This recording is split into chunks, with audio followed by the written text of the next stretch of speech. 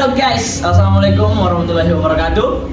Waalaikumsalam warahmatullahi wabarakatuh. Good afternoon semua teman-teman. Good afternoon guys. Kami akan berdiskusi tentang perkembangan anak tentunya. Teori kognitif dari Piaget dan Levygotsky. Perkenalkan, nama saya Muhammad Akil Fayaz dari kelas E. Saya Emak Bersari dari kelas E. Dan tentunya kalian sudah kenal dengan saya. Alsa, siapa tuh bos? Muhammad Alfarisa Bustamin dari kelas E. Dosen pengampu kita yaitu Ibu Hairani. Ya. Nah sekarang kita mau bincang-bincang sedikit Diskusi ya. tentang teori Piaget. kognitif dari Piaget. Nah, saya ke A dulu ya, pertama dulu. Apa yang dimaksud dengan teori Piaget dan kenapa ini teori penting sekali dalam pendidikan? Jadi teori Piaget itu adalah sebuah teori perkembangan kognitif yang dikemukakan oleh Jean Piaget. Teori ini menjelaskan bagaimana anak-anak membangun pemahaman tentang dunia melalui interaksi dengan lingkungan mereka. Nah, mengapa sangat penting dalam pendidikan? Karena teori ini memberikan kerangka kerja yang berguna untuk memahami bagaimana anak-anak berpikir dan belajar pada berbagai usia. Dengan memahami tahap-tahap perkembangan kognitif anak, pendidik dapat menyesuaikan model pembelajaran agar lebih efektif. Begitu. Jadi kesimpulannya untuk mengefisienkan waktu belajar dan Waktu belajar, dan bisa lebih memahami paham ya. dan ada porsi-porsinya sendiri. Gitu. Betul. Cukup menarik. Cukup menarik sih sebenarnya. Kalau saya ada pertanyaan Pai. Oke, siap ditampung ini saudara. Karena tidak paham kah atau kurang paham kah tentang Cara kerja. apakah itu proses utama yang terlibat dari perkembangan kognitif Oke. menurut Piaget? Ini. Konsep utama itu yang diambil sama Piaget itu ada dua. Ada namanya asimilasi dan akomodasi.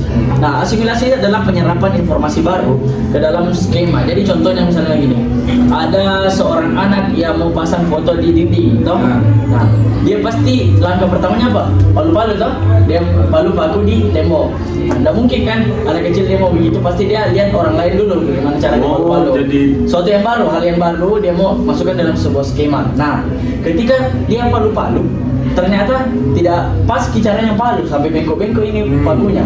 Dan di situ ada pemikirannya bahwa harus diselaraskan, diseimbangkan tekanan palu sama daya pukulnya. Iya. Nah, di situ namanya ada proses akomodasi. Nah, proses akomodasi adalah perubahan skema untuk memasukkan informasi baru. Gitu di dalamnya. Jadi proses kognitif itu yang utama itu saling berkaitan dengan bagaimana dia melakukan suatu hal itu akan lebih baik jika dia begini, jika dia melakukan seperti ini dia akan lebih buruk. Nah, itu dia saring dulu dan dijadikanlah sebuah action gitu. Nah, jadi di teori ini kayak menekankan bahwa sebenarnya sekedar teori tidak cukup saja. Kita harus punya praktek dan kadang-kala praktek itu bisa lari dari teorinya. Jadi teori dulu baru praktek. Teori dan praktek. Dan kita harus mengantisipasi. Siapa tahu nanti di prakteknya lain. Nah, makanya kita harus punya juga cara lain untuk.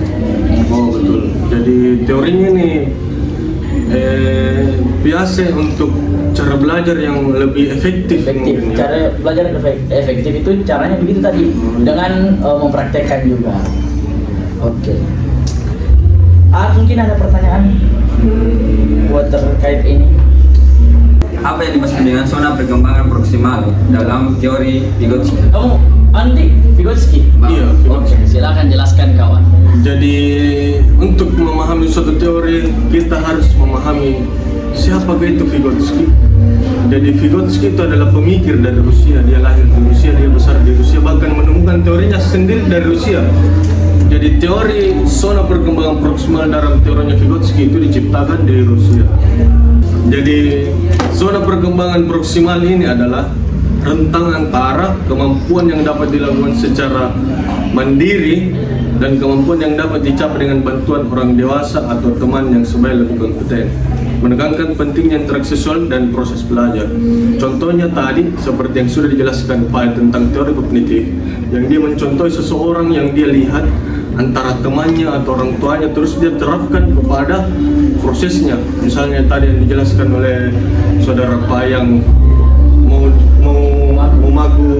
memagu foto di dinding, pasti dia lihat dari orang-orang sekitarnya dulu. Jadi dia terapkan yang di dalam pikirannya lalu dia lakukan secara simpel. Mungkin itu adalah teori perkembangan proksimal yang dilakukan secara kompeten, yang menekankan bantuan sosial dari orang lain ataupun dari lingkungannya. Mungkin itu kalau dari saya, saudara. Oh, jadi bisa Kak ambil kesimpulan begini. Ini sebenarnya teori kognitif sama-sama di tentang tahapan pembelajaran. Ya, betul. Nah, cuman yang pernah saya dengar ini dari Piaget, dia bagaimana menjalani itu dengan stimulus yang dia bangun dari dirinya sendiri tanpa ada bantuan orang lain. Sedangkan dari Lev Vygotsky, dia bagaimana mencontohi orang lain, Ya, betul. apa yang dia akan melakukan tahapan-tahapan itu, dia diberikan stimulus, diberikan dorongan Ya, oleh orang lain. Betul, betul. Jadi kita kembali ke sebenarnya ada tahapan-tahapan itu dalam perkembangan. Ada dari usia 0 tahun sampai 2 tahun, ada dari 1 tahun sampai ke atas. Tolong kira-kira apa sih dari 4 tahapan itu yang kau tahu?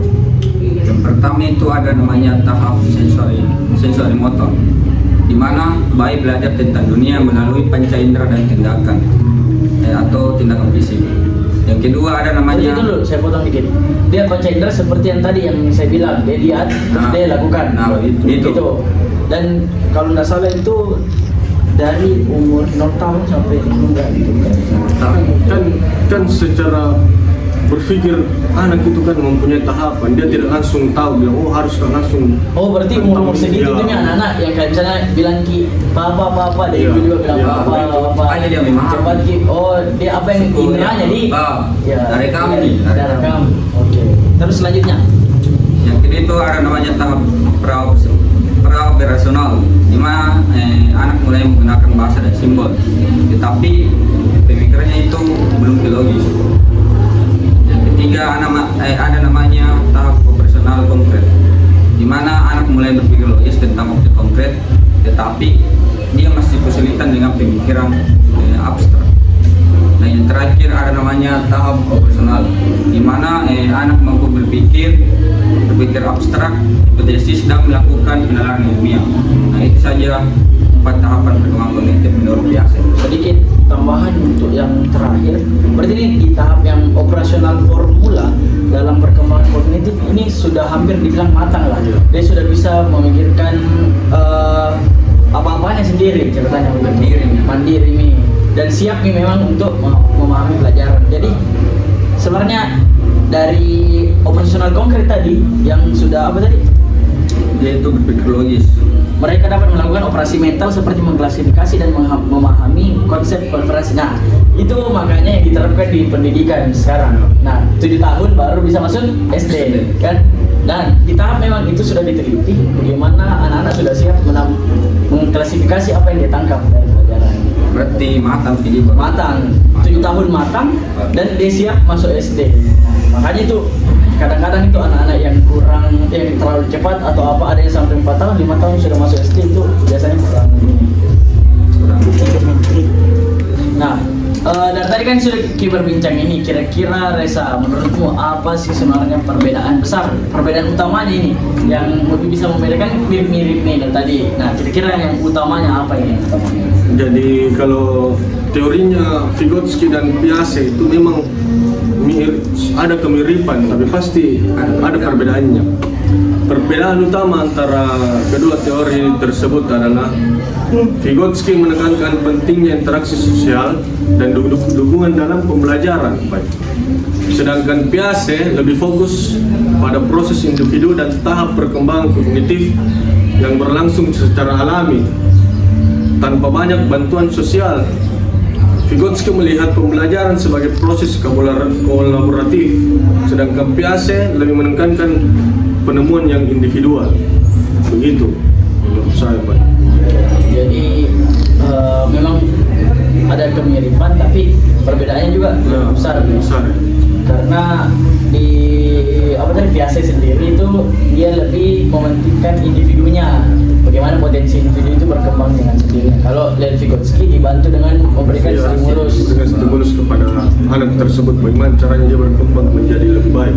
Nah, mungkin saya sedikit penutup, apa sih sebenarnya ini dari saya saja ya, kelebihan dan kekurangan yang tadi kita bahas menurut Piaget dulu.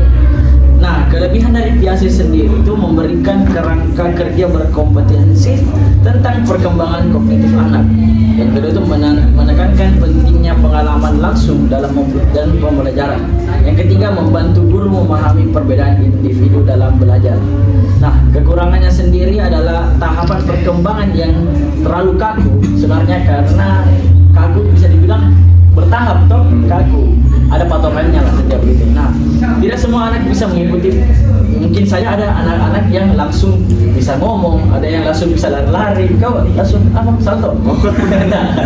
Nah, bisa kita salto. Terus ada beberapa penelitian juga yang menunjukkan bahwa anak-anak lebih mampu dari yang apa diperkirakan Piaget.